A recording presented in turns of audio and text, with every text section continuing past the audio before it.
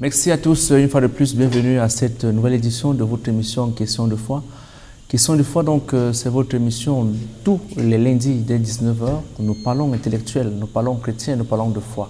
Aujourd'hui, donc, on s'intéresse à une autre thématique, sûrement à la maison aussi. Ça va intéresser pas mal de personnes qui nous regardent à travers le monde entier. On va s'intéresser à l'Église face au modernisme. Mesdames, Messieurs, installez-vous à la maison, nous commençons les hostilités. Univoyage, agence de voyage, vente de billets d'avion située à Yaoundé et Léguissono, immeuble Jarco est là pour vous accueillir.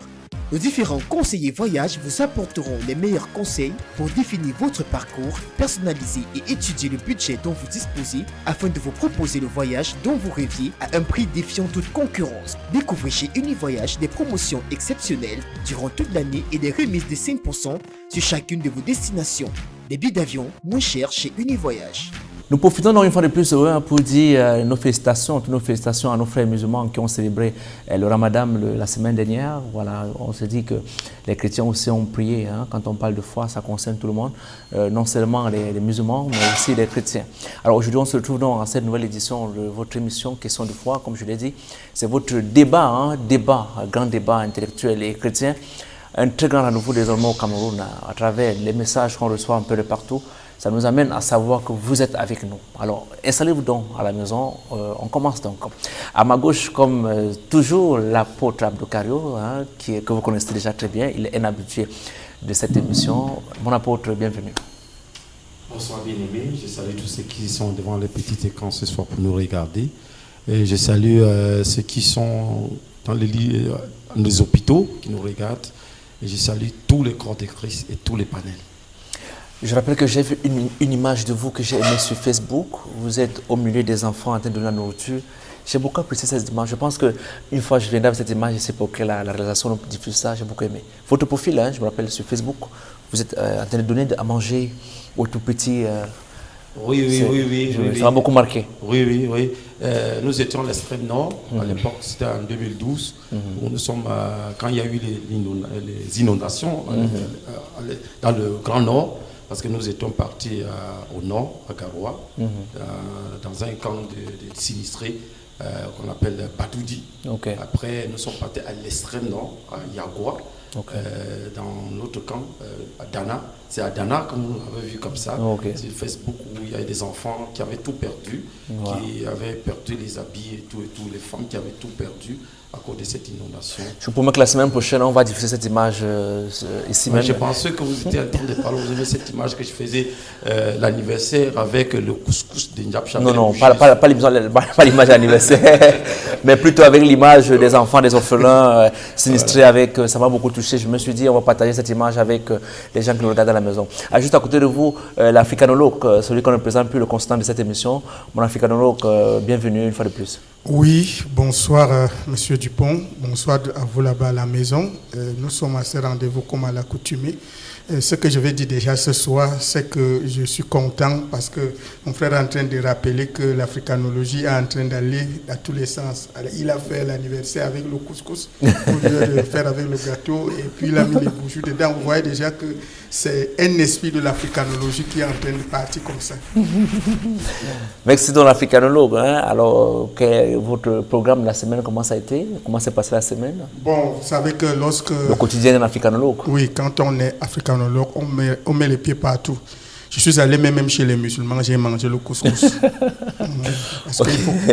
il y a un seul Dieu et le problème c'est la manière dont on est en train d'appréhender ce Dieu-là.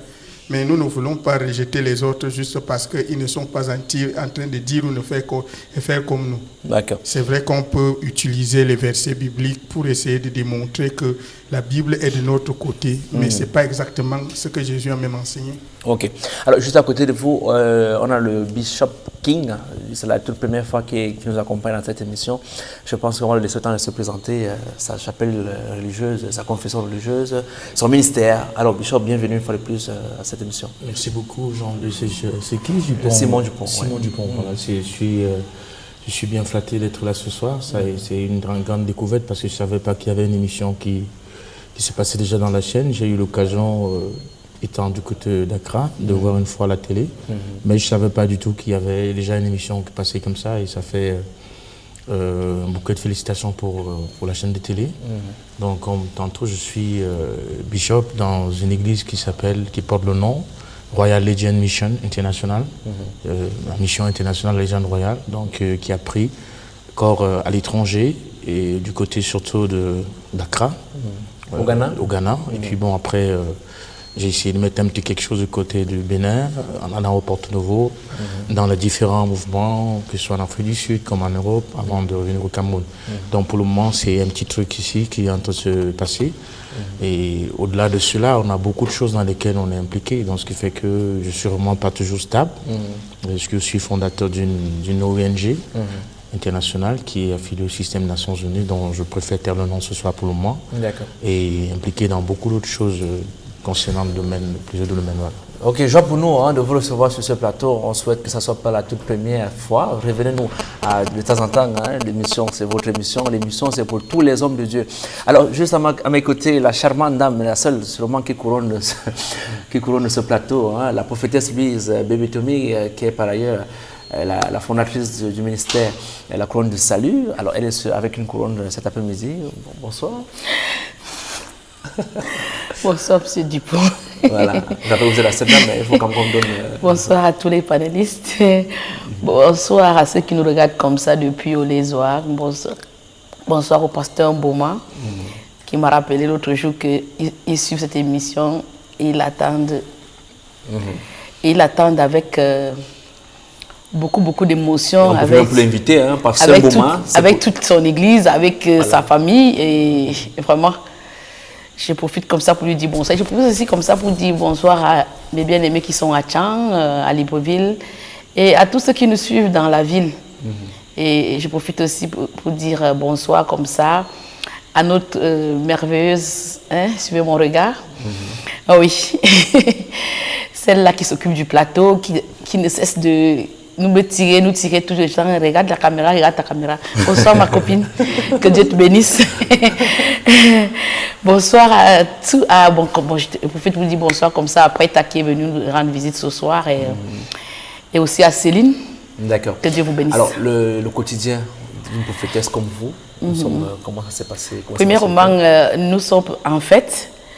Parce que nous étions en train de nous rappeler de la descente du Saint-Esprit sur les apôtres. En fait, sur l'église, et puis en fait, la naissance de l'église, on se rappelait comme ça de la naissance de l'église, parce que c'est ce jour-là que l'église est née. Et pour une prophétesse comme moi, j'ai beaucoup de choses que je fais. Premièrement, je prie beaucoup, et puis je lis la parole de Dieu, et puis j'attends de Dieu. Et puis, et d'autres choses, je suis chef d'entreprise, et je suis aussi fondatrice d'un ministère, La Couronne du Salut, premièrement. Et puis, je suis fondatrice d'une confession. Confession dont je fais dans l'habillement. Et puis, je suis aussi fondatrice d'une fondation. D'une fondation chrétienne. Chrétienne. Voilà. Je pense que si je ne m'attarde pas, on va vous donner une facture pour payer la publicité. Bon, mais c'est pas ça. On revient là. Juste à côté de vous, le révérend pasteur Bétin, qui est aussi un habitué de ce plateau. J'aime beaucoup ses interventions en tant qu'homme de Dieu. Pasteur Bestin, bienvenue. Merci, M. Dupont. Je salue tous ceux qui suivent cette émission depuis Tchang, depuis Nkonga, depuis Pouma, depuis Ezeka. Je salue tout le corps de Christ. Que l'Éternel vous bénisse. Merci. Donc, vous connaissez déjà, il est 7h passé de 19h passé de 20 minutes ici à Yaoundé. Je pense que c'est la même heure de l'autre côté de Tchang. C'est sûrement la même heure à Libreville. Pourquoi pas? Non, je ne sais pas. Moi, on profite pour dire bonsoir à toute la grande famille Pascal qui nous regarde. C'est notre fan club de Libreville. Et on dit aussi bonsoir à toutes les personnes qui nous regardent depuis Paris. Et si peut-être Dieu, on sera là-bas en Angers. Attendez-nous sur place. Nous sommes invités à Paris, Angers. Et pourquoi pas, on pourra même tourner une édition spéciale, une édition spéciale de questions de foi à Paris. Donc, attendez-nous sur place. Si tout se passe bien, on sera chez vous, Angers. Alors, l'émission donc commence. Donc, on va prendre directement avec vous, pasteur Afua, de l'Église face au modernisme. Nous voici donc l'Église face au modernisme en 2019, à l'ère de la mondialisation, à l'ère du téléphone, à l'ère du carburant, à l'ère de l'essence. Oui, l'Église face au modernisme. Je tiens d'abord à rappeler que lorsque nous parlons de l'Église, pour moi, je comprends cela comme l'ensemble de ceux qui se réunissent autour de Jésus-Christ. Parce qu'il faut aussi le dire, aujourd'hui nous avons les gens qui se réunissent autour du miracle, autour de la prospérité, autour de je ne sais quoi, mais quand vous me donnez Église, pour moi je me réserve et je définis l'Église comme tous ceux qui s'assemblent sous la bannière de Jésus-Christ. Alors, face à la modernité c'est quelque chose qui vient et ça part. Et l'Église instituée par Jésus-Christ, elle est éternelle parce que l'auteur ou le référentiel de l'Église, lui, il est éternel. Donc, pour moi, je pourrais dire que c'est le modernisme qui doit chercher à s'arrimer sur les normes de l'Église. Oui, parce que en fait, quand nous parlons de l'Église face au modernisme, pour moi, le modernisme, c'est simplement quelque chose qui vient pour nous distraire, pour nous empêcher de calquer notre façon ou notre manière de vivre sur la foi biblique. Et je profite pour rappeler que chaque fois que vous m'invitez sur ce plateau, vous-même, vous savez que pour moi, c'est la Bible qui a autorité. Parce que je donne pour définition que la Bible, c'est la parole de Dieu. La Bible ne contient pas la parole de Dieu. La Bible, c'est la parole de Dieu. Je vais revenir. Et maintenant, quand on revient sur tout ce qu'on remarque comme antagonisme entre le modernisme et l'Église, qu'est-ce que vous faites par exemple? Qu'est-ce qu'on peut retenir à ça? Parce que de nos jours, on se rend compte que les hommes de Dieu deviennent plutôt modernes. Le problème vient du fond. Quand nous parlons des hommes de Dieu, la question que je voudrais te poser, c'est que pour moi... C'est moi qui pose la question. Oui, c'est moi qui pose la question. Je voudrais répondre. Si on n'a pas de réponse, on va continuer, c'est pas grave. D'accord. Je voudrais rebondir en disant que quand on parle d'homme de Dieu, c'est celui qui a pour référentiel Dieu, comme je l'ai dit tout à l'heure. Alors, c'est quelqu'un qui doit prendre du temps, il doit mettre du prix à pouvoir lire la Bible pour être au courant de ce que la Bible enseigne. Toute personne qui met du prix à lire la Bible, à chercher à savoir ce que la Bible dit par rapport à l'habillement, par rapport à l'usage du téléphone, par rapport à l'usage de ceci, lui là, il va rester fixé sur la parole de Dieu. Mais tout serviteur de Dieu ou tout chrétien qui ne prend pas la peine de lire la Bible, il va entendre, il va copier ce qui n'est pas la norme. Parce que je vous dis très bien que la norme, c'est la parole de Dieu. Et dans la parole de Dieu, vous parlez de l'ère du téléphone. La parole de Dieu a parlé dans les prophéties. Il y a eu des prophéties du téléphone. Il y a eu des prophéties concernant l'Internet. Il y a des prophéties concernant toutes ces choses. Et la Bible donne le moyen de comment les utiliser, de comment vivre en présence de toutes ces choses. Donc pour quelqu'un qui se réclame chrétien et qui se laisse plutôt distraire par cela, cela montre simplement qu'il ne met pas du prix à s'asseoir et chercher à savoir ce que le référentiel qui est Dieu, qui s'est révélé par le Seigneur Jésus-Christ, a dit et a donné comment est-ce que nous devons utiliser ces choses. Ces choses ne sont que des moyens, mais c'est Dieu qui est la source de toutes choses. Alors, merci pour votre intervention. Alors, la prophétesse, vous êtes sûrement pasteur dans une, du moins, je peux dire, vous accompagnez pas mal d'hommes de Dieu dans votre ministère. Nous sommes en face du modernisme. Le modernisme où des jeunes viennent à l'église avec certains habillements peut-être pas trop commodes. Du modernisme où pendant que vous êtes en train de prêcher, le téléphone sonne, il faut sortir en courant, distraire tout le monde. Du modernisme où aujourd'hui on se trouve que la vie des pasteurs, la vie des hommes de Dieu, la vie des chrétiens se trouve sur les réseaux sociaux. Alors, que peut l'Église face à ce modernisme? Bonsoir. Une fois merci. Premièrement, l'Église reste vieille. Et c'est la plus vieille institution, l'Église. Maintenant, quand on parle du modernisme, on parle des choses qui arrivent, des révélations que les gens ont eues. Le modernisme, c'est une révélation. Avoir un téléphone, créer un téléphone, c'est avoir une révélation. C'est un exemple parmi tant. Bon, s'habiller court, c'est une révélation également. Marcher même nu, c'est une révélation. La révélation, c'est de qui? Ils ont eu dans leur révélation. De qui? C'est la question que je pose. Pourquoi on évolue ensemble? Pour que ceux qui nous sont dans le réseau. De qui? De certains prophètes. Parce que le monde est fait des prophètes. D'accord. Donc, le modernisme crée des nouveaux prophètes qui apportent des nouvelles choses. pensant, avec pour but d'arrimer cela à l'église. Parce que les nouvelles choses s'arriment, cherchent à s'arrimer, ou alors cherchent à emporter sur l'église, ou alors cherchent à défier l'église, ou alors cherchent pense améliorer l'église, ou alors donner un autre sens à l'église. Mais à ce que je sache, ces nouvelles choses, ce sont des nouvelles choses.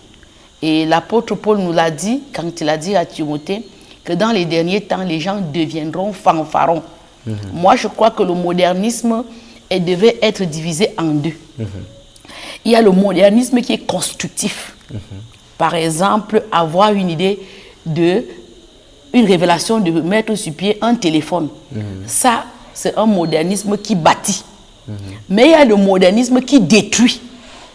Par exemple, quand j'ai le téléphone, donc, pendant que je suis au culte, le téléphone sonne, moi je cours pour aller répondre au téléphone.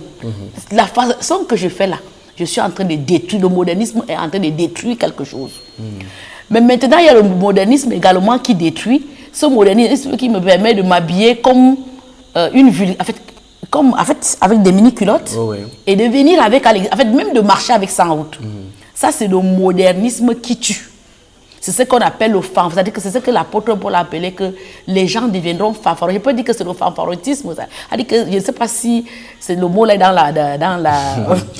le dictionnaire. Mais je veux seulement dire que c'est le modernisme destructif. C'est-à-dire que fanfaronisme. Donc c'est ça que l'apôtre Paul a décrié. Que dans les derniers temps, les gens deviendront fanfarons. Ennemis de ce qui est bien. Ce qui est bien, c'est la vraie l'église qui est née le jour de la Pentecôte, en fait l'église qui est vieille. Je ne sais pas quand est-ce qu'elle est née. D'accord. Alors vous particulièrement, vous êtes victime du modernisme? En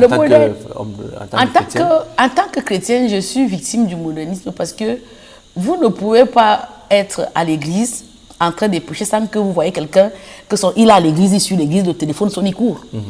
Et quand vous voulez lui dire que ce que vous faites là, ça ne suit pas, il va vous répondre. Mais si vous-même, en train de prêcher, vous êtes en train de prêcher avec un téléphone en main, quel exemple est fidèle? Parce que moi, je prends l'exemple. J'étais hier dans une église où c'est bien écrit partout là, pas de téléphone, c'est barré. Mais l'homme de Dieu même en train de prêcher avec un téléphone en main. Et quand on va dire ouvrez la Bible au verset 13, je ne sais pas quoi, quel chapitre, chaque chrétien pense à son téléphone pour ouvrir la Bible. Bon, moi je dirais que ça c'est un modernisme constructif.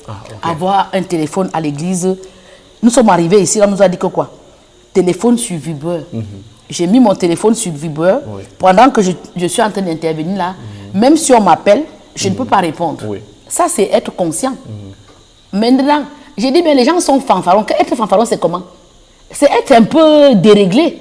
C'est-à-dire qu'être un peu déréglé. Donc, avoir un téléphone à l'église et lire la Bible dans le téléphone, moi, je ne pense pas que ça dérange. D'accord. Bon, parce qu'acheter les Bibles aussi, ça coûte cher. On revient tout à l'heure. À l'époque, il n'y avait pas de téléphone, mais tout le monde avait des Bibles.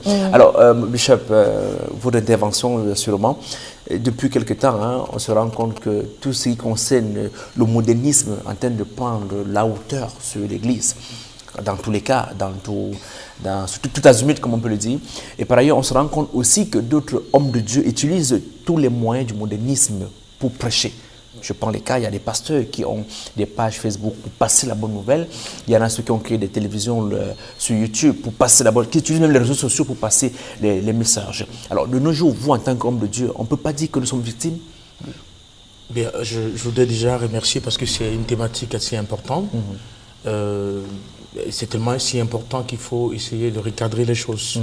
Parce qu'en réalité, ce que nous appelons modernisme dans le cas de l'Afrique n'est pas toujours considéré comme étant modernisme dans l'autre côté. D'accord, mais parce que nous sommes dans le cas de l'Afrique, on peut rester dans le cas de l'Afrique. Puisque c'est une télévision qui parle à tout le monde. Il s'agit de l'Église. L'Église ne s'adresse pas seulement aux Africains. L'Église s'adresse à tout ce qui est corps de Christ universel. Donc maintenant, s'il faut débattre sur ce sujet, il faut aller cas par cas. Bon, je vais prendre par exemple un élément très important qui touche justement à la sensibilité. Je me rappelle à une époque, ça fait peut-être une histoire de 25 ans, je me retrouve dans une croisade d'évangélisation et en ce moment il n'y avait pas encore trop des choses comme les micros, il n'y en avait pas trop, Ce n'est pas toutes les églises qui avaient accès à ce genre de choses.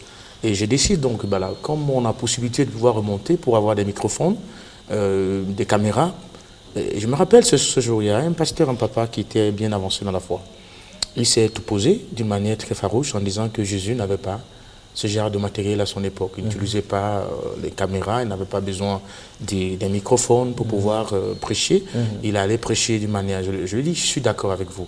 Mais sauf qu'il faut tenir compte du fait que quand vous lisez les prophéties de la Bible, vous voyez que la Bible est subdivisée à ce que nous appelons la gestion des temps. Et les temps fonctionnent avec un certain nombre de données.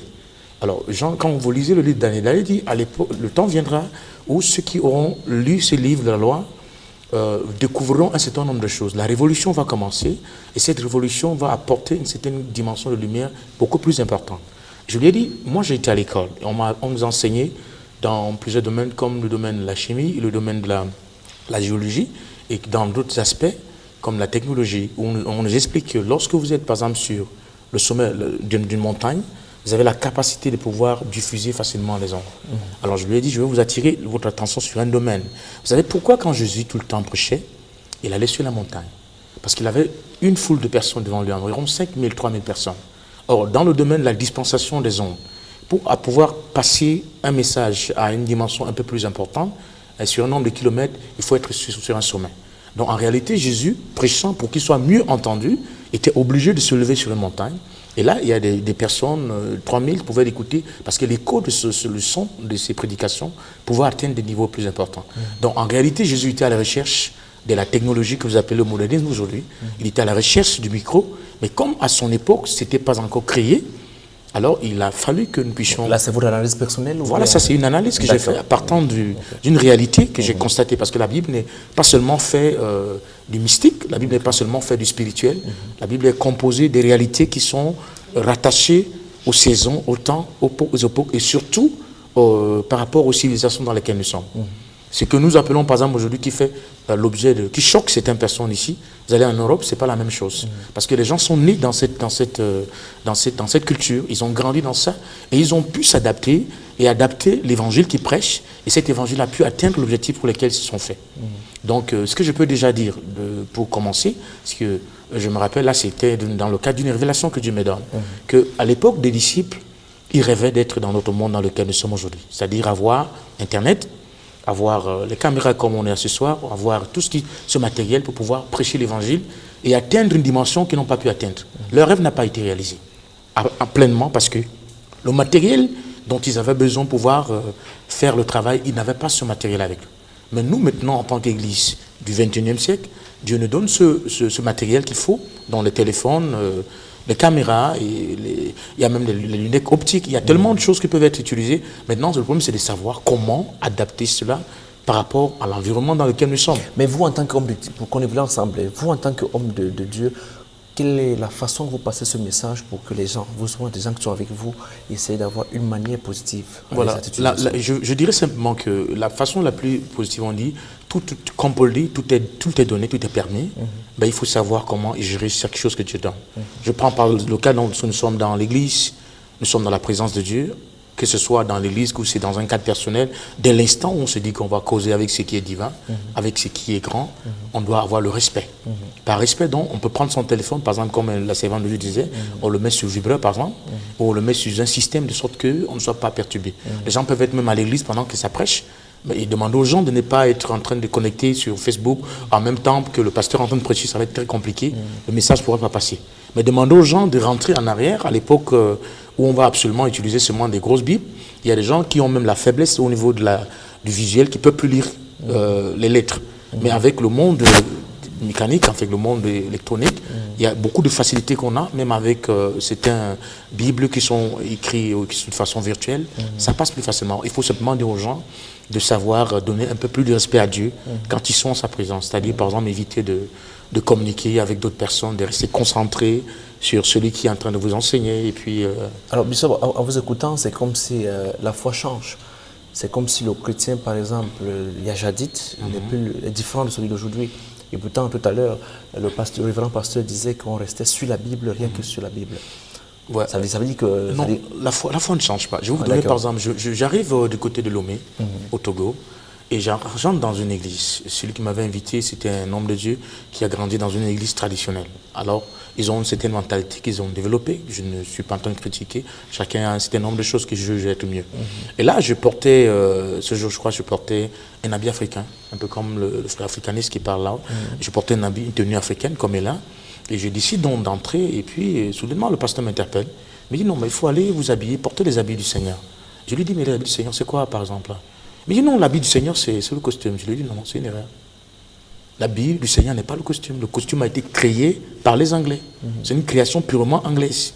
Et dans l'évolution de l'Église, l'évolution des mentalités, à une époque, avec le réveil qu'il y avait, il y a certaines personnes qui ont décidé d'adopter le costume comme étant un habit qu'ils peuvent utiliser dans le cadre du sacerdoce.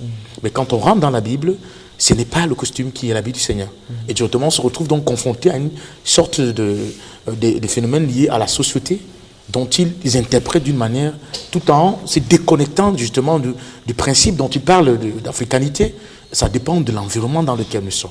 Chacun peut décider d'adopter un certain nombre de choses qui ne sont pas choquantes, qui ne peuvent pas déranger les gens, qui ne dérangent non plus Dieu. Mais ce n'est pas le fait de dire que s'adapter peut-être à avoir utilisé un téléphone ou un micro, ce n'est pas le fait de rentrer en arrière. Non, au contraire. Nous sommes dans une saison, on est dans un espace de temps et on peut utiliser cette saison pour pouvoir mieux faire ce que les autres n'ont pas pu faire en leur temps. Une façon de dire que même la façon de prêcher va changer? Non, non. La façon de prêcher, ça veut dire quoi? Parce que j'ai dit, par exemple, Jésus était sur les collines. Aujourd'hui, on n'a plus besoin de ça. Voilà, on a besoin de prendre des micros. Voilà, ça a changé. Justement, ça change voilà, parce que c'est la réalité. C'est les réalités on s'adapte au nombre de réalités. Quelqu'un a dit quelque part, je crois que c'était le président Sarkozy, il a dit, on est entré dans un siècle aussi, soit vous vous adaptez à un certain nombre de réalités, soit ces réalités vous écrasent. Bon, c'est vrai peut-être qu'il est un peu plus choquant ce qu'il dit dans certains domaines, mais ça a un certain nombre de bases dans un domaine. Effectivement, en parlant de ça, en parlant donc de l'Église, certainement, qui doit s'adapter à l'autre? L'Église doit s'adapter à l'autre. L'Église s'adapte dans les saisons dans lesquelles Dieu l'a placée. Parce qu'en fait, l'Église ne change pas. En réalité, ces choses que nous pensons que les gens ont créées, c'est l'Église qui devait créer cela. Le téléphone n'est pas une chose qui devait surprendre l'Église. Une tablette n'est pas une chose qui devait surprendre l'Église. En principe, l'Église, ceux qui sont de Dieu, qui devraient être à la tête de ces choses là-dedans. Après, les plus grandes entreprises qui créent des choses qui permettent à ce que le monde puisse avancer, mais avec un certain nombre de contrôles. Par exemple, je prends le cas par exemple de la télé aujourd'hui dont on parle. Vous laissez les enfants, vous ne pouvez pas demander aux enfants de jamais voir la télé. Mais il est devenu plus parce que vous donnez les conseils aux enfants. Mais c'est vrai, avec ce qui se passe, il y a une certaine influence qu'on reçoit négativement comme positivement. Maintenant, c'est de savoir comment s'adapter par rapport à ces réalités pour ne pas... Donc le fait d'être en train d'utiliser des nouveaux matériel qui est nouveau n'est pas preuve que l'Église a rétrogradé, que l'Église a abandonné sa mission. Au contraire, l'Église utilise les moyens de son époque et de sa génération pour mieux faire le travail que Dieu lui a donné. Ok, mais là vous n'êtes pas d'accord avec le prophète, le pasteur? Peut-être une petite... D'accord. Alors l'africanologue, on s'intéresse aujourd'hui à un thème... qui sûrement, vous avez sûrement un mot à dire là-dessus. L'Église face au modernisme. Nous sommes en 2019, exactement 6e mois. L'Église est face au modernisme. Oui, déjà, il faut déjà prendre d'abord qu'est-ce que l'Église et qu'est-ce que le modernisme. Parce que quand on parle de l'Église, ça sous-entend que c'est quelque chose qui a beaucoup de positions. L'Église, comme rassemblement de personnes, l'Église est d'abord individuelle, parce que chaque membre de l'Église est une église qui se promène. Et maintenant, il y a l'église qui se regroupe. Et il y a l'église du temps. Ça veut dire que même avant que la Bible n'arrive, on se regroupait déjà. Comme église veut dire écarter. Et je crois que les gens s'écartaient toujours pour essayer de chercher les problèmes. Ici en Afrique, lorsqu'il y avait des problèmes, les gens s'écartaient, même dans la forêt. Allaient faire une semaine en train de chanter, faire des libations. Vous trouvez un problème, par exemple, les gens meurent beaucoup plus au village et on va à tout prix trouver la solution. Et là, on fait tout avec des prières, avec tout. Et quand ils vont ressortir là-bas, ils vont prendre certaines résolutions. Donc, quand on parle de modernisme, il y a un modernisme adapté et il y a un modernisme qui aime vraiment juste la mode. Bon, modernisme adapté, ça veut dire des choses que nous pouvons utiliser et qui nous amène à ce que nous soyons utiles à Dieu. Bon, maintenant, quand il faut parler du modernisme mode, ça veut dire que beaucoup de personnes qui veulent avoir le téléphone d'abord bien modé, il faut que tout le monde sache quelle qualité de téléphone il a. Hein, il faut qu'on sache que ce n'est pas n'importe qui. Alors tout ce qu'il veut faire, c'est pour qu'on le voie. Donc il attire d'abord l'attention sur lui-même. Mais si nous revenons, lorsque même l'Église est venue en Afrique, on a vu comment nos papas ont adapté le christianisme avec les tam-tams, parce qu'à chaque matinée, on entendait le catéchisme qui est en train de taper le tam-tam. On a vu dans l'église comment les balafons ont fait jusqu'à aujourd'hui. Je crois que même les balafons là, on est en train de les rejeter. On joue maintenant soit les pianos et les guitares et tout ça. Bon, la Bible, d'après elle, dit que nous devons avoir le renouvellement de l'intelligence. Pour dire déjà même vrai que nous n'avons pas les choses qui sont parfaites. Quand on parle des appareils là, c'est le peu que l'homme peut aller tirer pour vouloir venir utiliser. Mais chez Dieu, on va être devant les appareils capables de relater toute ta vie. Absolument. Tu es devant l'écran, tu es en train de voir comment tu es né, tout ce que tu as fait croyant que tu étais seul. Tu vas tout voir. Donc, ce n'est qu'une film partie qu'on est en train de voler que les gens amènent. Mais revenons donc maintenant en ce qui concerne l'Africain. Comme mon frère l'a si bien dit tout à l'heure, il venait de dire que ce qui est moderne ici n'est pas moderne ailleurs. Voilà, comme je parlais donc de du modernisme adapté. Il y a d'abord un travail d'étude. Certains Africains n'ont jamais été même à l'école. D'autres ont des téléphones, n'ont jamais été à l'école. Mais ils savent quand même qu'ils peuvent toucher ici et toucher là. D'autres même ne connaissent même pas déjà, parce que si ces choses-là arrivent là où les gens ont déjà un code de vie, ça va aller très bien. Mais chez nous, en Afrique, il n'y a pas déjà un code de vie bien tracé. L'Africain croit toujours qu'il est supérieur à l'autre dès qu'il a déjà quelque chose que l'autre n'a pas. Et ça fait donc en sorte que lorsque l'Africain se retrouve face aux choses dont ce n'est d'ailleurs même pas lui-même qui trouve. Lorsqu'il regarde la télévision, il voit comment le blanc fait, il voit immédiatement, c'est ça qu'il veut faire. Vous voyez que si actuellement nous n'avons presque plus de femmes noires, c'est parce qu'on est en train d'admirer l'autre peau et on fait tout pour que cela devienne. Et ça devient donc alors, ce que je disais, donc ce modernisme qui est mort tout simplement. Mais modernisme adapté, ça veut dire que nous ne pouvons pas nous en passer. Nous, on a été dans l'époque où on chantait, il connaît, parce qu'on chantait à tue-tête. Hein? Et c'était tellement bien. On voulait quelqu'un qui chante fort, puissamment, une voix forte. Dans l'évangélisation, on avait besoin de quelqu'un qui a la voix, on disait qu'ils ont la voix évangélique. C'est-à-dire que tu te places, tu es en train de prêcher, on n'avait pas besoin de monter sur une montagne, mais on avait quand même des voix qui s'imposaient. De telle sorte que quand on parle, là où on est en train de parler, tout le monde comprend ce qu'on est en train de dire. Bon, quand il arrive que les micros, les guitares et tout ce que nous pouvons voir aujourd'hui arrivent, les gens commencent à nous voir que ce n'est que ça, c'est là où ça devient l'erreur. Cela veut dire que si je suis en train de prier Dieu sans micro, Dieu ne comprend pas. Alors il faut à tout prix qu'il y ait un micro.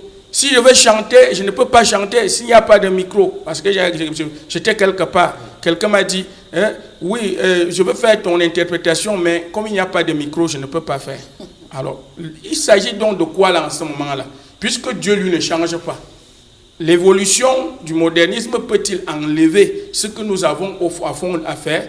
Chez nous, en Afrique, on n'a donc pas eu ces inventions en direct, mais nous avons quand même les matières premières. Tout est parti de chez nous pour que ça aille se transformer ailleurs. Mais maintenant, il faut un temps pour qu'on y mette l'Africain à s'adapter.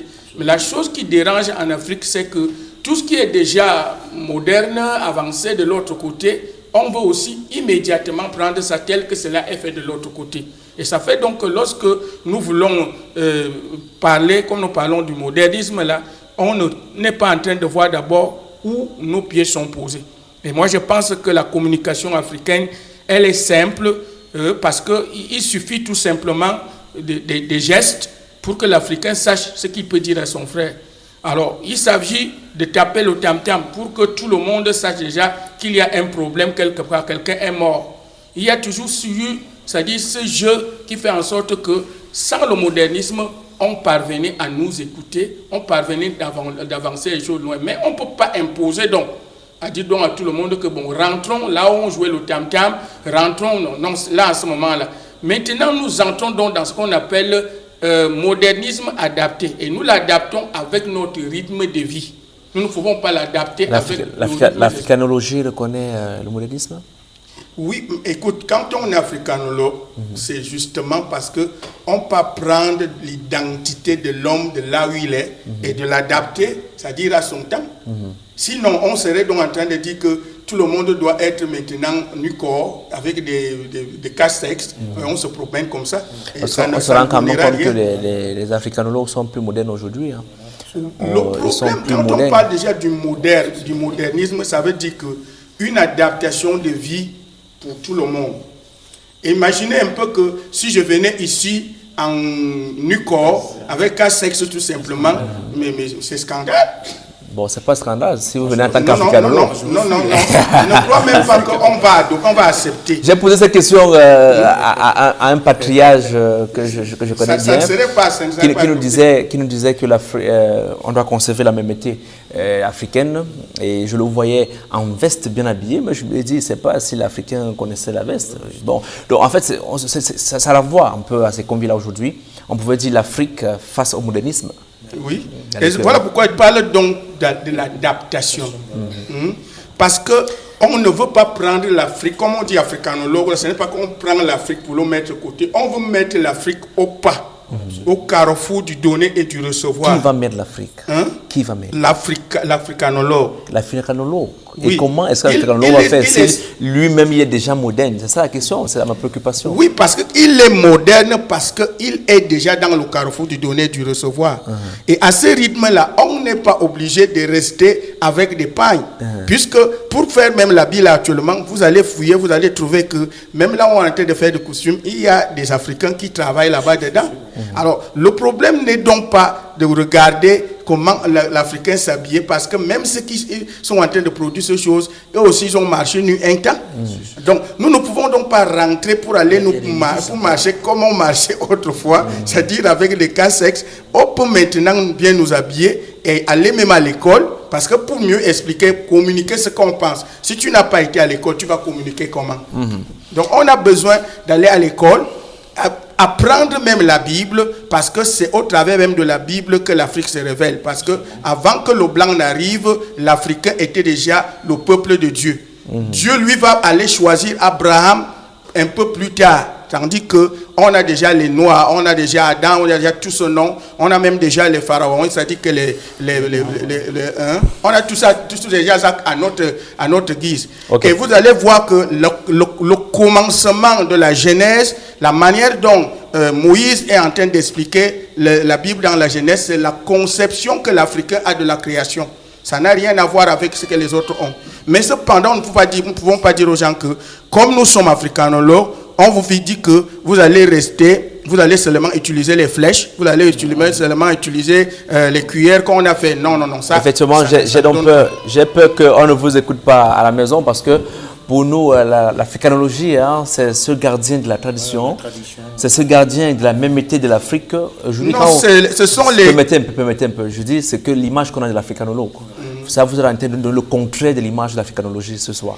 C'est-à-dire l'image de l'africanologie, là vous êtes déjà moderne, vous êtes un Européen déjà qui nous parle normalement, mais l'africanologie, ça c'est l'intervention d'un frère, l'africanologie, nous créons que ça ne soit pas ça, parce qu'un africanologue est le gardien de la tradition, un africanologue est le gardien de l'Afrique, celui qui dit restons africains et soyons africains. Maintenant, quand vous nous dites que, il est vrai, on n'a pas, le débat, c'est pas sur l'africanologie, mais je pense que vous avez le temps. Il y a une confusion. Vous avez le temps un peu de revenir un peu. Il y a une confusion. Permettez un peu. L'africanologie et de l'africanologie. Non, en fait, un peu. C'est les mots. L'africanologie et la. Non, l'africanologie est à la recherche de ramener l'Africain dans son identité. Nous sommes d'accord avec vous. Maintenant, l'identité actuelle ne veut pas dire abandonner tout ce qu'on a comme Africain. On a abandonné quoi? On n'a pas. C'est ce qu'on a dit. Parce que là, quand on parle de la modernité, ce n'est pas seulement le téléphone, c'est des véhicules, il y a les voitures qui sortent, il y a les trains, il y a les moyens de déplacement. Est-ce qu'un Africain ne peut pas sortir une voiture? C'est la question que se pose, c'est la question qu'on vous pose. Le problème, on revient avec vous tout à l'heure, s'il vous plaît, pour rester sur le thème. Alors, l'apôtre Abdou, j'ai dit à l'entrée que j'apprécie beaucoup la démarche que vous faites à travers des sarderies, à travers ce que vous faites pour les orphelins. Alors, aujourd'hui, l'Église, vous, hommes de Dieu, vous êtes face au modernisme. Le modernisme qui vous permet désormais de quitter ici pour aller rendre visite à un orphelinat Bamenda, en prenant tout simplement un bus, ou bien votre hélicoptère, un avion qui vous laisse, sans publicité, un avion qui vous laisse à Bamenda, ou bien vous pouvez m'envoyer, vous pouvez créer des forums, communiquer, passer des informations. Bon, est-ce qu'on peut quand même dire que l'Église aussi profite de ce modernisme? Bon, il faut d'abord expliquer le modernisme. Voilà. Le modernisme, c'est tout ce qui est nouveau à une époque donnée. Voilà. Ou bien, le modernisme, c'est l'évolution de l'humanité.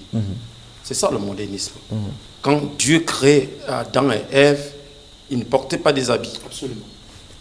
Alors, quand il y a eu la période où ils devaient porter les habits, c'était de nouvelles choses à cette période-là.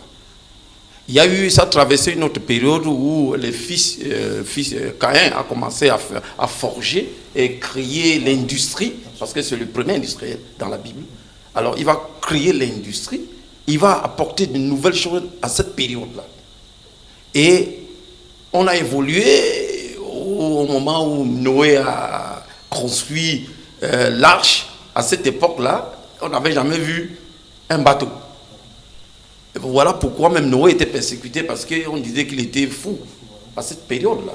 Il a construit un bateau. C'était la modernité. C'est-à-dire les gens devaient maintenant se déplacer par bateau. Donc, c'était de nouvelles choses. Et ça a évolué jusqu'à ce qu'on écrivait, c'est-à-dire on conservait les écrits dans les papiers, dans les feuilles. Il y a eu une période où on conservait les écrits sur les feuilles.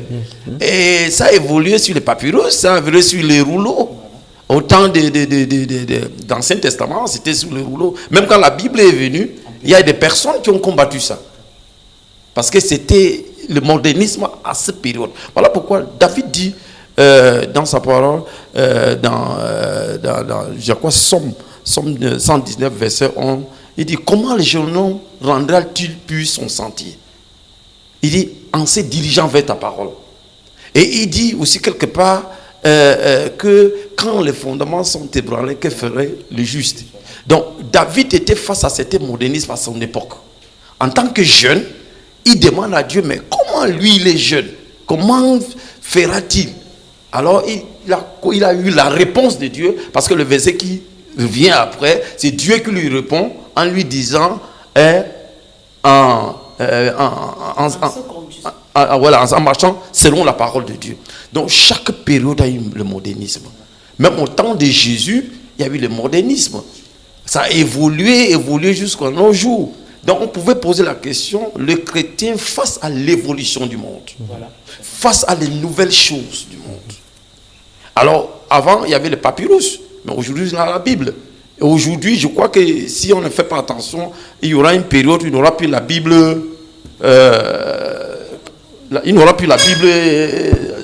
écrite comme ça. Si on ne fait pas attention. Parce qu'actuellement beaucoup de gens ont la Bible maintenant sur le téléphone. La majorité, beaucoup de pasteurs. Ça renvoie à la question que je posais, qu'aujourd'hui l'église aussi profite, puisqu'on a créé des applications, même dans les églises aujourd'hui. Les applications, vous avez les chants des victoires, les applications, vous avez la Bible, vous avez même le Coran. Ça veut quand même dire qu'aujourd'hui, le chrétien ou bien le croyant aussi profite de cette c'est ça, nous sommes en train de dire que l'église face à l'évolution du monde. Voilà. L'évolution du monde, le monde évolue. Il y a eu un moment où on s'est déplacé avec les chevaux. Mais aujourd'hui, on se déplace. Il y a eu un temps où la voiture est venue. Il y a même peut-être des personnes qui ont combattu. Voilà. Et aujourd'hui, il y a eu des moments où on prêchait sans micro. Je me rappelle que dans l'histoire, j'ai entendu qu'au Cameroun, il y avait des moments où on prêchait sans micro. Et on ne dansait même pas à l'église. Les gens dansaient seulement les cantiques. L'Afrique, alors peut nous témoigner ça. Ils dansaient, il était raide comme ça. Il y a eu un pasteur qui est parti des États-Unis. Quand il est arrivé ici, il a eu l'orchestre, il a eu la guitare. C'était un scandale. On l'a combattu à cause de ça.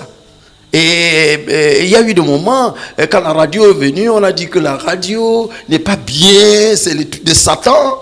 Les chrétiens ont me dit que c'était des choses de Satan. Là, ils ont même brûlé. Il y a même, oui, il y a eu des périodes comme ça. Et ils ne voulaient pas. Et après, ils ont compris que mais la radio, on peut, quelqu'un peut être au champ, tu prêches l'évangile, il reçoit l'évangile. Avec la révélation. Il y a eu des moments, quand la télé est venue, il y a des personnes qui ont fait brûler même les télés de leurs fidèles, de faire casser les télés. Non, les télés, c'est satanique. Et après, ils ont vu que la télé, parce que nous sommes à la télé ici, pendant qu'ils sont en train de parler, le monde est en train de nous regarder. Et ça a accompli la parole de Dieu. Jésus dit, cette bonne nouvelle du royaume sera prêchée à toute la création. Ça veut dire pas que les gens vont aller, non, parce que toute la création sera connectée. Parce que Jésus, la parole dit aussi, dans la fin des temps, la connaissance va s'augmenter. C'est-à-dire, il y aura des nouvelles choses qui vont permettre de porter l'évangile dans le monde entier. Donc, face à la modernité, face à l'évolution du monde, alors les chrétiens doivent utiliser à fond ce qui vient. Parce qu'avant, il n'y avait pas... Moi, j'ai fait une petite télé dans mon téléphone où je prêche. Et je mets, et les gens suivent. Il y a beaucoup de personnes qui suivent ça. Et les gens interviennent. Donc, on doit utiliser ça à fond. On dit même que les chrétiens ne connaissent même pas encore utiliser son smartphone. On doit même enseigner aux chrétiens comment utiliser le smartphone. Et amener les pasteurs et amener les spécialistes, les experts, pour former les pasteurs comment utiliser tout ce qui est de l'évolution aujourd'hui. Donc, pour répondre à la question, parce que j'ai beaucoup parlé, pour répondre à la question, c'est vous dire que le modernisme, c'est-à-dire l'évolution du monde, est bon pour le chrétien s'il est sélectif. Parce qu'il faut être sélectif. Absolument. Il ne faut pas utiliser n'importe quoi. Il ne faut pas avoir le téléphone parce que tu veux voir la pornographie. Absolument. Il ne faut pas avoir le téléphone parce qu'il faut faire n'importe quoi. Le chrétien doit utiliser. Actuellement, nous avons tout dans le téléphone. Nous avons des concordances. Nous avons toutes sortes de qualités de Bibles. Si tu fais n'importe quelle Bible dans la Bible, tu peux avoir ça sur le téléphone. Avant, il fallait avoir une bibliothèque de concordances, dictionnaires et tout cela. Mais aujourd'hui, nous avons tout ici. Donc, ça peut aider le pasteur à avoir une bibliothèque même ici. D'accord. Donc, c'est ce que je voulais... Alors qu'on va prendre une transition pour revenir et lire des messages qui nous arrivent de partout dans le monde entier. On prend une transition sur la relation avec nous. Univoyage, agence de voyage, vente de billets d'avion, située à Yaoundé et Léguissono, immeuble Charcot, est là pour vous accueillir. Nos différents conseillers voyage vous apporteront les meilleurs conseils pour définir votre parcours, personnaliser et étudier le budget dont vous disposez afin de vous proposer le voyage dont vous rêviez à un prix défiant toute concurrence. Découvrez chez Univoyage des promotions exceptionnelles durant toute l'année et des remises de 5% sur chacune de vos destinations. Des billets d'avion moins chers chez Univoyage. C'est dans le débat, donc, tous les lundis. Tous les lundis, 19h, en direct de votre télévision, un débat, vous pouvez participer tout simplement en envoyant par SMS ou bien par WhatsApp de vos participations comme d'autres sont en train de le faire. Je vais essayer de lire, on a pas mal de messages qui arrivent. La première préoccupation, c'est celle d'une sœur qui s'intéresse au grand pasteur Bétain qui demandait à savoir quels sont les versets bibliques qui montrent l'utilisation, comme vous avez dit tout à l'heure. Est-ce que vous avez certains versets que vous pouvez passer comme ça? L'utilisation de tout ce qui est moderne. Vous avez dit c'était dans la Bible. Je pense que je pourrais prendre la peine de le faire off. D'accord. D'accord. Donc après l'émission, vous pouvez appeler, on peut passer le numéro de pasteur Bétain, il va vous donner des contacts. Une autre participation, ce qui concerne l'africanologue. Voilà, l'africanologie est une science qui étudie les langues et les civilisations africaines. C'est très loin de ce que vous pensez. Voilà, là c'est une intervention d'une personne. Je pense que vous répondez. Vous répondez. Ok, je suis déjà content parce que quand on parle de l'africanologie, c'est déjà une école, comme il a dit. Dans l'africanologie, on sait que les langues, même dont il est en train de dire, là, sont en train de disparaître. L'africanologie est là pour lutter pour que les langues ne partent pas. On enseigne même aux enfants. L'africanologie est aussi là pour essayer d'aller trouver où où se trouve, où commence l'histoire africaine. Parce que jusqu'à présent, nous n'avons pas notre histoire. L'histoire que nous avons eue jusqu'à présent, c'est ce que les autres sont venus nous proposer. Nous n'avons pas les et nous découvrons donc au travers de la Bible, pendant qu'ils viennent nous dire c'est la connaissance du passé basée sur les écrits. Nous découvrons donc que le vieux livre, c'est-à-dire contient beaucoup plus dans l'Afrique dès le départ. On voit donc ça et ça part à base de ça. Bon, maintenant, on ne peut pas prendre l'Afrique, on le met de côté, juste parce qu'on veut dire qu'on est africanologue. Il faut déjà savoir que nous sommes au carrefour du donner et du recevoir. Et maintenant, il faut rassembler, même comme il dit là, et les langues, et les connaissances que le peuple peut avoir, nos traditions, nos cultures, et prendre ce qui est bien et rejeter ce qui est mauvais. Je crois que c'est pour ça là que nous sommes en train de travailler. D'accord. Donc, s'il est africanologue, alors il va m'écrire dans mon WhatsApp, on va continuer à partager. D'accord, je pense que vous êtes satisfait, du moins ces éléments de réponse que donne l'africanologue. Bon, bien que vous n'êtes peut-être pas d'accord avec son point de vue, mais vous pourrez... Moi, je suis d'accord avec son point de vue. Avec vous, en tant qu'africanologue, vous allez voir, nous parler de l'église, le modernisme cet après-midi. Alors voilà, par rapport à vous, la question était de savoir si, parce que vous avez dit, ce que nous trouvons tabou en Afrique est différent en Europe. Mais est-ce qu'en tant que chrétien, il y a une différence? Il y a une différence, surtout dans le domaine des coutumes. Hein. On a un problème de coutumes et de dogmes, généralement. En Afrique, les chrétiens connaissent les coutumes et les dogmes aussi? Oui, on connaît les coutumes et les dogmes. D'accord. Quand vous voyez aujourd'hui... Quand on revient par exemple dans certaines zones comme les coutumes disent qu'un homme âgé doit avoir plusieurs femmes. Le chrétien doit reconnaître ça, par exemple. Ou les coutumes disent par exemple les filles doivent se marier à 7 ans dans certains pays africains que moi je suis allé. Non, là ça devient un problème, ça devient problématique justement. Comme il parlait tout à l'heure, il a évoqué la notion de l'adaptation, mais il faut aussi tenir compte d'un certain nombre de valeurs aussi qui sont qui sont bibliques et qui sont aussi étatiques. Parce que quand vous êtes dans un environnement, il y a des lois, il y a des principes qui influencent cet environnement. Quand vous quittez cet environnement, vous allez peut-être travailler dans un autre pays ou tomber dans une autre dimension de réalité des choses. Et si vous ne faites pas attention, vous voulez transporter votre vie que vous avez dans votre environnement pour l'implanter ailleurs, vous vous retrouvez face à des problèmes. C'est pourquoi il est donc important de chercher à s'adapter. On parle de la notion de l'homogénéité. Il faut être homogène dans la vie. C'est-à-dire, quand on est dans un environnement, on essaie d'étudier l'environnement pour savoir qu'est-ce que je peux apporter, même s'il y a un tout qui est construit, mais qu'est-ce que je peux apporter qui peut peut-être pas changer ce qui est conforme, mais booster un peu pour amener les gens peut-être à une certaine... Ce sont ces réalités qu'on vit, même avec l'Évangile. Moi, je suis parti, par exemple, dans certains pays en Europe, je me trouve devant... je prends le cas, par exemple. J'arrive, je rencontre un frère, c'était un ancien de l'église du plein évangile. Et là, du coup, il est venu rendre témoignage à l'église, par exemple. Il est venu rendre témoignage un dimanche. Il parlait de quoi? Il a eu un souci avec sa voiture. Et du coup, les assurances se sont occupées de lui remettre notre voiture. Il est venu un dimanche, il est venu commencer à sautiller. Il a un témoignage, les gens disent, on attend le témoignage. Et il dit, non, vraiment, le Seigneur a fait quelque chose d'extraordinaire. Qu'est-ce que le Seigneur a fait?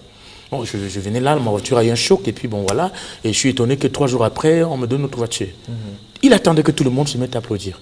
Et les gens étaient choqués. Parce que ce qu'il est en train de dire comme témoignage ne constitue pas un témoignage pour le peuple. Et c'est effectivement avec le problème de l'évangile dont nous avons. Vous avez, par exemple, dans le cas de l'Europe, le cas de plusieurs autres pays qui sont déjà bien assis, il y a des choses qu'on ne peut pas... Quand vous transportez l'évangile que nous avons, par exemple, vous amenez ça chez eux pour parler peut-être à un Européen de la maison, vous parlez peut-être du confort. Ça, c'est pas ça qui l'intéresse. Parce que ça, c'est des choses il est né dans ça. Et il a grandi dans ça. Il faut donc maintenant savoir comment être homogène en fonction de l'environnement dans lequel on est. Qu'est-ce qu'on peut apporter comme message au vu de l'environnement pour que le but de Dieu soit atteint dans cette culture. On a vu le cas de Peter Schneider. Quand il est arrivé sur Cameroun à une époque, je me rappelle, il a eu des problèmes pour s'adapter ici.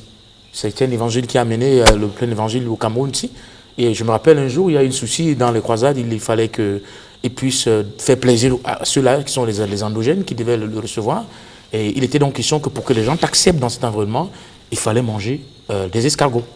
Or, lui, il est né, il n'a jamais connu l'escargot. Il ne mangeait pas cela. Et il a mangé cela, ça n'a pas été facile. Mais pour pouvoir adapter ce qu'il est venu amener, il est obligé de manger cela pour pouvoir faire passer le message qu'il a donné. Moi, le problème que j'ai, c'est que peut-être vous n'avez pas encore répondu à ma question. Oui. Est-ce que le chrétien qui vit au Cameroun en 2019, qui a une envie de se retrouver en France peut-être l'année prochaine, doit savoir qu'en France, être chrétien, c'est différent? Oui, absolument, sur un certain nombre de choses. D'accord. quand vous êtes en Ça veut France, dire qu'il y a une autre façon de vivre sa il y a foi une là-bas. autre façon de vivre qui n'a rien à voir avec le Oui, Cameroun. l'apôtre. Oui, allez-y. Je voulais dire ceci, on dit chrétiens face au modernisme, tout ce qui est nouveau, même les chrétiens à l'Occident, là, ils ont des nouvelles choses qui ne peuvent pas arriver. Alors en tant que chrétien, qu'est-ce qu'ils peuvent faire en tant qu'une nouvelle chose? Parce que chez eux, il y a toujours des nouvelles choses qui sortent tous les jours. Est-ce qu'il doit utiliser?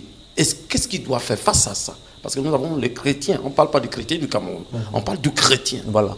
Chrétien face C'est ma préoccupation, chrétien Michel. face à l'évolution du monde. Qu'est-ce qu'il peut faire? Il doit, parce que dans le modernisme, il y a le système du monde et le système du royaume de Dieu. Il faut faire la différence entre le système du monde et le système du royaume de Dieu. Où Jésus dit, vous êtes dans le monde, mais vous n'êtes pas du monde. C'est-à-dire, en tant que chrétien, quand la nouvelle chose arrive, qu'est-ce que je dois faire? Je dois marcher selon le système de Dieu, pas le système du monde. Parce que le modernisme, comme Papa Ongene, effectivement je l'appelle Papa Ongene, il dit, il a parlé de mode. C'est-à-dire, voilà, moi je peux appeler le système du monde comme la mode. Bon, maintenant, le chrétien qui part d'ici pour la France, pour l'extérieur, on ne peut pas avoir le même message. Il ne peut pas avoir le même message parce que s'il va prêcher aux gens, vous allez avoir des maisons, vous allez voyager, son évangile ne porte pas. C'est parce qu'il y a des personnes qui voyagent, n'ont pas besoin d'être chrétiens. Donc, voilà, ils voyagent tout le temps. Donc, ils changent le message et ils s'adaptent, comme l'homme de Dieu venait de dire, ils s'adaptent à la société, dans la société où il se trouve. Il essaye d'adapter son message par rapport à ça, mais seulement dans le système du royaume. Voilà pourquoi, si vous prêchez le royaume de Dieu, et si que vous prêchez le message du royaume, vous pouvez vous adapter n'importe où. Je voudrais ajouter un petit peu. Très rapidement, voilà, Bishop. Surtout au niveau de... Pour en revenir à ce que l'homme de Dieu entendait. Je me retrouve, par exemple, dans le cas de Bénin. Je suis au Bénin, où j'arrive dans un pays où les gens ont des traditions, ils ont des dogmes qui confondent avec la parole de Dieu. Ça, bon, du coup, on me dit, par exemple, ici, si vous voulez qu'on vous écoute, nous, chez nous, quand on mange, d'abord, tout le monde, la majorité des personnes sont toujours nues. Hein. Ils dorment nus parfois à des moments, ils sont nus, c'est-à-dire, il n'y a pas de vêtements, il faut laver les mains, on mange avec les mains. Et je me retrouve confronté donc par rapport à là où moi je sors, où on nous a éduqués qu'il ne faut pas manger en prenant la nourriture avec les mains, il faut utiliser des cuillères et des fourchettes. Et du coup, il y a une confrontation, ça a été très compliqué au départ avec ces gens. Et ils ont commencé, plusieurs me taxer comme étant ne connaissant pas Dieu, juste parce que là, ils confondent donc le principe des coutumes dans lesquelles ils sont par rapport aux réalités qu'ils pensent être bibliques. Il faut donc faire très attention à ce niveau, de ne pas confondre les coutumes dans lesquelles nous évoluons avec la parole de Dieu dans sa sonalité. D'accord. Oui, Pasteur Bétain. Oui, moi je pourrais dire, l'Église face au modernisme, il faut d'abord voir que le problème revient à l'Église.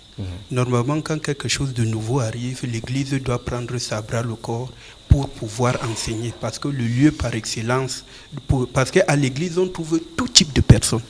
Alors, quand on enseigne à l'Église l'usage du téléphone, les gens vont bien prendre la peine d'utiliser le téléphone.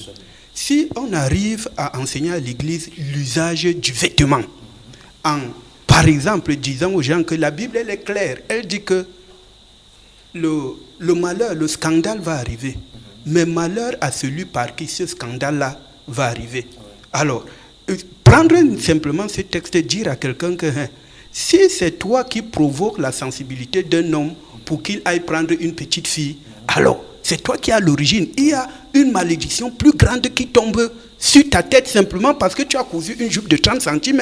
Voilà un message qui va passer, ce qui fait que le chrétien, lorsqu'il sera face à l'habillement, il va prendre la peine de pouvoir se réserver, de pouvoir provoquer la sensibilité des autres. Alors, maintenant, quand nous revenons, peut-être, nous sommes tous des Africains. Dans le cadre de l'Église, nous avons un problème, le problème de la Sainte Seine. Quand nous partons regarder dans le contexte biblique, le pain et le vin, c'est quelque chose qu'on trouvait sur toutes les tables lorsqu'on se retrouvait. Mais moi, pour moi, aujourd'hui, qui travaille dans le Mbam, dire seulement que je peux faire la Sainte Seine avec la cola et le vin de palme, c'est un problème. Alors que quand 2 ou 3 personnes se retrouvent dans le Mbam, pour fêter leur unité. Il y a la cola, il y a le vin. Ça également, est-ce que l'Église a pris la peine de pouvoir prendre dans les traditions ce qui est bien pour exposer? Aujourd'hui, si tu passes dans une église, il n'y a pas, comment on appelle? L'huile d'olive, tu prends Il des palmistes. n'y a pas l'huile d'olive. Est-ce que tu peux prendre? Donc, il y a l'église, le problème de la gestion. Parce que le problème n'est pas au niveau de la modernité. Le problème est au niveau de la gestion, au niveau de l'enseignement donné par rapport à la gestion de tout ce qui est mode. Quand nous venons au niveau peut-être des micros, je parle maintenant, on m'écoute à Tchang, on m'écoute à Paris, c'est quelque chose qui est bien. Mais à l'intérieur, parce que le problème, l'Église doit prendre sa place de pouvoir enseigner, de pouvoir éduquer, de pouvoir dire aux gens comment est-ce qu'on utilise telle chose. Je crois que si l'Église... voilà pourquoi, pour moi qui a eu la grâce, je dis bien la grâce, de franchir la classe du directeur, on nous a enseigné qu'être un pasteur, c'est quelqu'un qui est au carrefour de la connaissance. Donc, tout le temps, il doit être là à lire, à étudier comment utiliser un micro, comment utiliser un téléphone portable, pourquoi l'utiliser, comment utiliser une tablette. Et quand il se met... Parce que la bonne nouvelle, comme il parlait tout à l'heure, l'évangile du Cameroun n'est pas l'évangile de l'Europe. La bonne nouvelle n'est pas que tu vas voyager. C'est une bonne nouvelle, mais ce n'est pas la bonne nouvelle biblique. Si partout nous cherchons à prêcher la bonne nouvelle biblique, il n'y aura pas de différence entre un chrétien du Cameroun et un chrétien de l'Europe. Mais si on passe le temps à lui dire que tu seras riche, tu vas voyager, tu vas avoir des maisons, c'est normal que quand il arrive en Europe, il aura des problèmes. Simplement parce que si on ne lui a pas fait comprendre que la bonne nouvelle...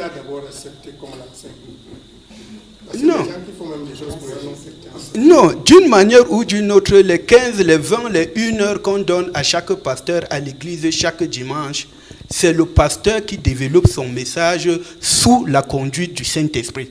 Alors, tu peux te lever le matin, le Saint-Esprit te dit que prêche sur l'habillement.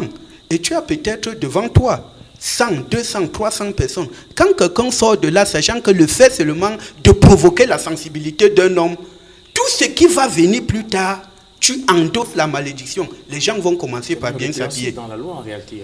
Les gens vont... Merci, pasteur Bettin. Alors, pasteur prophétesse, le débat est lancé. L'Église face au modernisme. On rappelle quand même que le modernisme, c'est un mot latin qui vient de... à l'époque, on appelait ça modernumus, qui expliquait tout ce qui est nouveau, tout ce qui est mode. Et de nos jours, on s'est rendu compte qu'on a des sérieux problèmes quand on parle du modernisme. Ici, ce n'est pas seulement le téléphone, ce n'est pas seulement dans le cadre de la communication, la télécommunication. On se rend compte qu'on peut se déplacer d'un pays à un autre aujourd'hui grâce aux avions. On peut même aller à la pêche. À l'époque, non, partir à la pêche avec des cannes. Aujourd'hui, vous pouvez être sur place et pêcher du poisson. Donc, il y a beaucoup d'avancées. Mais qu'est-ce que, à votre niveau, vous qui avez la chance d'avoir des fidèles tous les jours, tous les dimanches, si je peux le dire, est-ce que vous avez des messages très positifs à passer à ces gens de personnes-là pour que, du moins, le chrétien soit gagnant face à tout ce qui est nouveau actuellement? Moi, je ne sais vraiment pas ce qui est tellement nouveau en tant que chrétien ou en tant que pasteur. Ce qui est nouveau, c'est que, pour qu'on avance ensemble, ce qui est nouveau, c'est qu'il y a 100 ans, on ne s'habillait pas pour venir à une télévision, puisque la télévision n'existait même pas. Ça n'existait pas. Oh, voilà. Ce qui est nouveau, c'est qu'il y a 100 ans, on n'a pas besoin d'envoyer un message, quelqu'un peut dire je ne viendrai plus. Voilà, donc, comme dit, le monde évolue, comme disait tout à l'heure la chronologue. Il y a quelque chose qui me fait rire. J'ai dit que je ne sais pas ce qui est nouveau. À l'église, en fait, dans un forum des pasteurs, je suis coordonnatrice dans ce forum-là, coordonnatrice départementale. J'ai fait un cours sur soigner son image. Et pendant que je faisais le cours, je m'adressais aux pasteurs particulièrement, ce n'était pas aux fidèles, c'était les pasteurs, en fait des responsables. Et j'ai évoqué un sujet qui était que le pasteur ne devait pas mettre le jean quand il devait monter à la chaire. Et on m'a dit que, en fait, d'autres pasteurs ont soutenu que en Europe, en fait, ou aux États-Unis, on mettrait le jean. Mais moi, je dis non. Pourquoi? Parce que j'ai lu Branham, qui a excellé aux États-Unis, dans l'Évangile, et Branham avait exigé même à son épouse de porter des robes bien longues, qu'une femme devait être habillée d'une façon décemment et mettre une robe longue. Et aux États-Unis, qui est le siège même des changements, les filles, en fait, son épouse et les femmes de l'église s'habillaient comme ça. Là. Alors j'ai demandé au pasteur, moi je dis et je répète qu'au Cameroun et en Afrique, et même si je suis même aux États-Unis, je vais leur dire que monter le jean c'est bon, ça se porte. Mais monter à la chair avec le jean, moi je n'accepte pas. Parce que je trouve que ça ne fait pas un vêtement, ce n'est pas un vêtement sacerdotal, mais pourtant le jean est plus ancien. Et c'est un vêtement très ancien. Y a-t-il un vêtement sacerdotal? Le vêtement sacerdotal, ça veut dire que quoi? Vous voyez quand on met le... C'est important pour les personnes qui nous écoutent à la maison. Y a-t-il un vêtement sacerdotal? S'il vous plaît, s'il vous plaît. Donc, le vêtement... On vous écoute, ma prophétesse. Les vêtements sont prescrits dans la Bible. Comment les sacrificateurs devaient s'habiller, c'est prescrit dans la Bible. Dans quel verset, s'il vous plaît? Vous savez, à la maison, les gens notent. C'est très important de les verser en même temps. On va revenir après. Ok, allons-y. En fait, dans tout le livre de Lévitique, on parle de ça. Et sur une partie même du livre des autres, on parle des vêtements. Et les vêtements que Moïse a permis à Aaron de porter et ses fils. Donc, et Moïse lui-même. Donc, monter à la chair avec le jean, quelqu'un va me dire que c'est le modernisme. Moi, je dis que le jean est plus ancien que moi. En fait, le jean est plus ancien que moi. Mais ça reste un vêtement qui, pour un pasteur qui monte sur la chair avec le jean, il est moderne. Moi, je trouve qu'il est moderne. Donc, c'est pour ça que je posais la question que je ne sais pas ce qui est moderne. Bon, maintenant, je vais revenir sur le fait qu'on parle de téléphone, de tout ce qu'on parle là. Jésus-Christ a dit que l'évangile va atteindre les confins de la terre. Bon, si on veut faire une lecture prophétique des choses, ou alors une lecture spirituelle, moi je pense que quand on dit que Jésus-Christ montait au ciel, c'est aussi, c'est comme si, moi je crois que quand Jésus-Christ est monté au ciel, il est monté pour faire un travail. Et ce travail-là, il nous l'a renvoyé. Et comme il l'a renvoyé, l'intelligence des gens s'est développée. Et les gens ont reçu et ils ont créé de nouvelles choses. Alors, utiliser le vol, l'avion pour aller en France, on ne peut pas marcher à pied pour aller en France, c'est loin. On n'arrivera jamais. Et donc, il faut bien qu'on utilise l'avion. On ne peut pas marcher à pied pour aller aux États-Unis. Il y a la mer en route. On va faire comment? Il faut qu'on utilise l'avion. Donc, j'ai bien dit depuis le départ qu'il y a des choses qui entrent dans le modernisme qui sont inutiles pour le chrétien. C'est inutile pour le chrétien. Mais il y a des choses modernes qui sont utiles pour les chrétiens. Et le chrétien doit connaître que la Bible se lit de plusieurs manières. La lettre se lit, et il y a aussi il y a quelque chose là que je ne sais pas comment je peux appeler ça. C'est-à-dire que une projection. C'est-à-dire que pour nous les prophètes, nous voyons ça d'une manière spirituelle.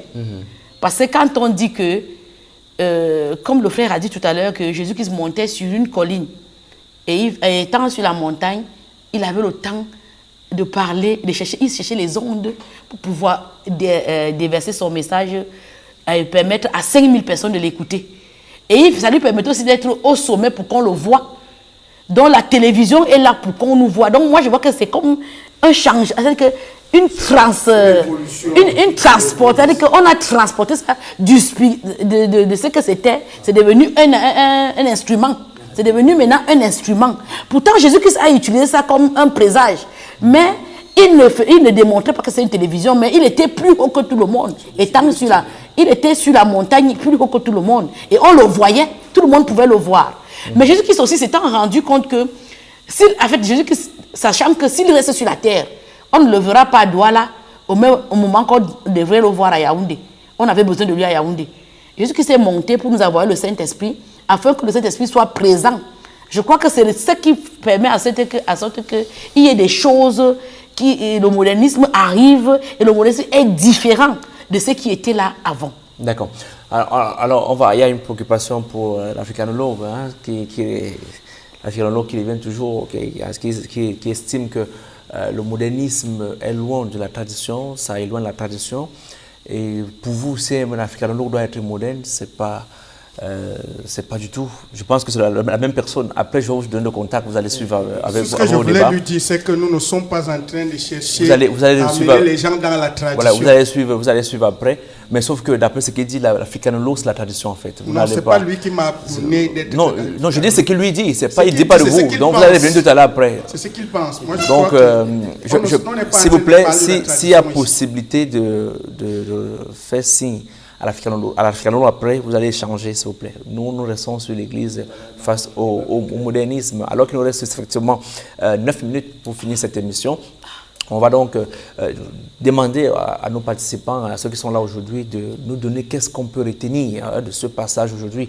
Parce qu'il faut dire que quand on parle de modernisme, il faut dire que c'est polysémique, c'est un mot qui peut dire beaucoup de choses, parce que d'après le dictionnaire français, le modernisme, c'est tout ce qui est nouveau, c'est tout ce qui est récent. Voilà, donc avec l'Église aujourd'hui, l'Église devrait sûrement accepter ce qui est nouveau, ce qui est récent et prendre ce qui est positif dans ça pour enseigner aux fidèles. Donc l'Église face au modernisme, on peut dire que l'Église aussi profite du modernisme.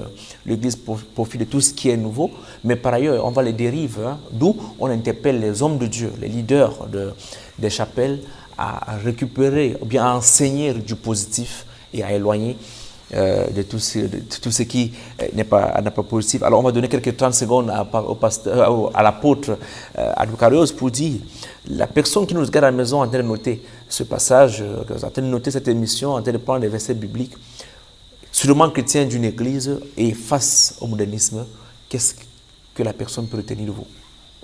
Nous retenons que le modernisme, c'est tout ce qui est nouveau, comme vous venez d'expliquer, c'est l'évolution de l'humanité. Et le chrétien, face à l'évolution de l'humanité, qu'est-ce qu'il peut faire? Il doit utiliser tout ce qui est nouveau en sa faveur. Parce que le Seigneur nous dit, il nous a donné le pouvoir de marcher sur toute la puissance de l'ennemi, tout le système du monde. Quand on parle de toute la puissance de ça, tout le système du monde. Le chrétien a le pouvoir. Nous ne devons pas être des chrétiens peureux. Il y a eu des moments quand l'ordinateur est venu, il y a certains pasteurs qui ont interdit le fidèle de ne pas toucher l'ordinateur. Donc le chrétien doit s'adapter et être maître, être patron de cela, et être sélectif. C'est-à-dire il doit choisir les choses. Même la télévision doit choisir la télé. Regarder ce qu'on peut regarder. On ne regarde pas n'importe quoi. On n'utilise pas peut-être le téléphone pour autre chose. On utilise le téléphone pour prêcher l'évangile. On utilise tout ce qui vient, même la télé que nous sommes là, c'est pour prêcher l'évangile, pour amener les gens à connaître le Seigneur.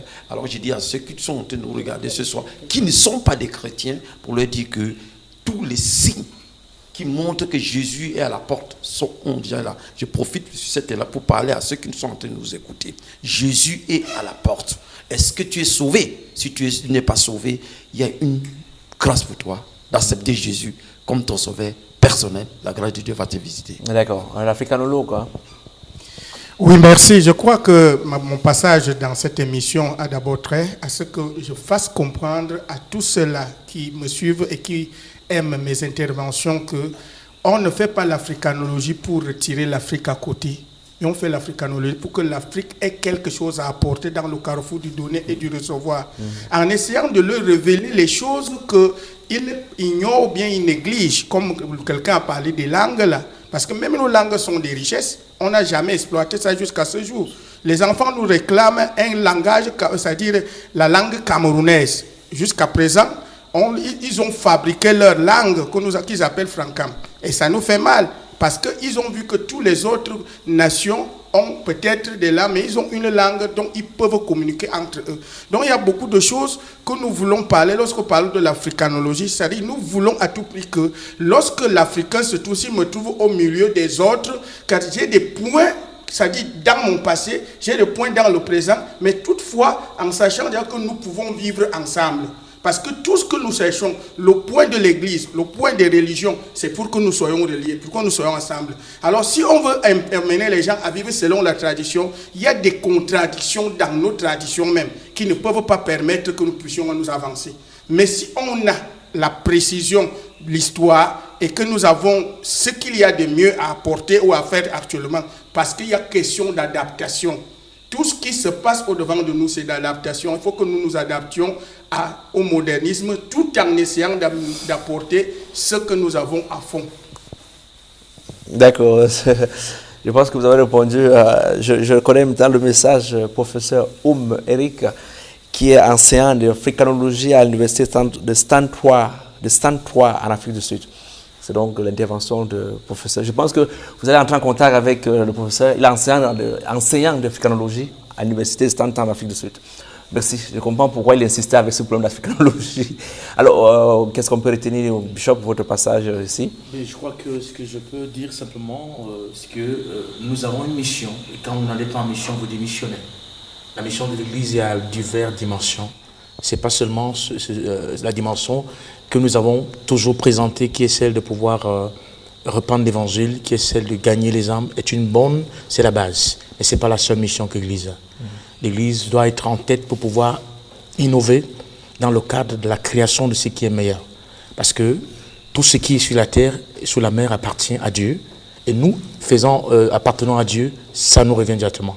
Donc si nous restons là et nous attendons subir les évolutions ou les révolutions, nous serons toujours la queue. Or Dieu veut que nous soyons la tête. Ce n'est pas à l'Église de subir les révolutions, les évolutions, soit la création des téléphones, création des voitures.